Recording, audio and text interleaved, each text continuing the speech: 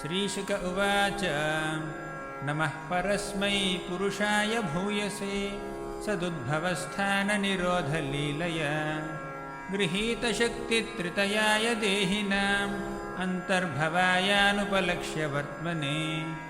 भूयो नमः सद्वृजिनच्छिदे सताम् असम्भवायाखिलसत्त्वमूर्तये पुंसां पुनः पारमहंस आश्रमे व्यवस्थितानामनुमृग्य दासुषे नमो नमस्ते स्तृषभाय सात्वतां विदूरकाष्ठाय मुहुः योगिनां निरस्तसाम्यातिशयेन राधसा स्वधामनि ब्रह्मणि रंस्यते नमः यत्कीर्तनं यत्स्मरणं यदीक्षणं यद्वन्दनं यत्श्रवणं यदर्हणं लोकस्य सद्यो विधुनोति कल्मषं तस्मै सुभद्रश्रवसे नमो नमः विचक्षणायच्चरणोपसादनात् सङ्गं युदस्योभयतोऽन्तरात्मनः विन्दन्ति हि ब्रह्मगतिं गतक्लमाः तस्मै सुभद्रश्रवसे नमो नमः तपस्विनो दानपरायशस्विनो मनस्विनो मन्त्रविदः सुमङ्गलाः क्षेमं न विन्दन्ति विना यदर्पणं तस्मै सुभद्रश्रवसे नमो नमः किरातहूनान्ध्रपुलिन्दपुल्कष आभीरशुम्भायवनाः खसादयः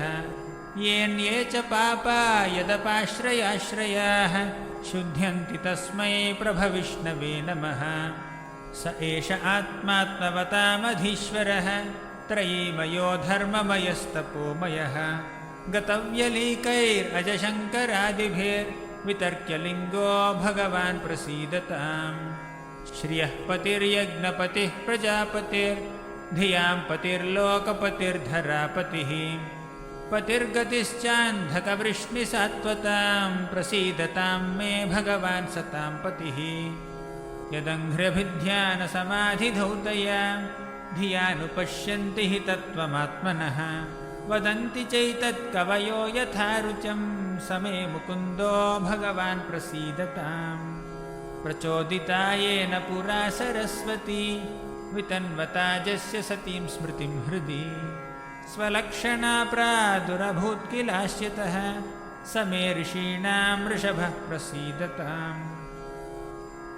भूतैर्महद्भिर्ययिमाः पुरो विभुर्निर्मायसेते यदमूषु पूरुषः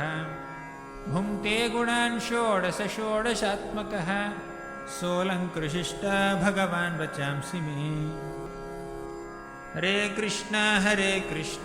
कृष्ण कृष्ण हरे हरे हरे राम राम राम हरे हरे